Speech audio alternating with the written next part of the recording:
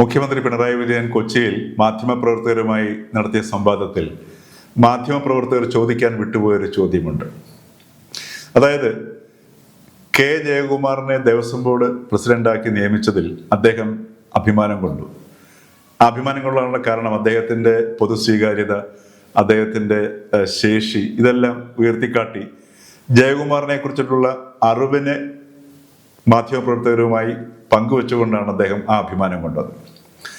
അവിടെ മാധ്യമപ്രവർത്തകർക്ക് വേണമെങ്കിൽ ചോദിക്കാമായിരുന്നു, ജയകുമാറിനേക്കാൾ വളരെ അടുത്ത് മുഖ്യമന്ത്രിക്ക് പരിചയമുള്ള രണ്ട് വ്യക്തിത്വങ്ങളാണ് പത്മകുമാറും വാസുവും, അതായത് ദേവസ്വം ബോർഡിൻ്റെ മുൻ പ്രസിഡന്റുമാർ. അവരെ അറിഞ്ഞുകൊണ്ടല്ലേ ആ സ്ഥാനങ്ങളിൽ ഇടതുമുന്നണി സർക്കാർ നിയമിച്ചത് എന്ന ഒരു ചോദ്യം ചോദിക്കേണ്ടത് തന്നെയായിരുന്നു.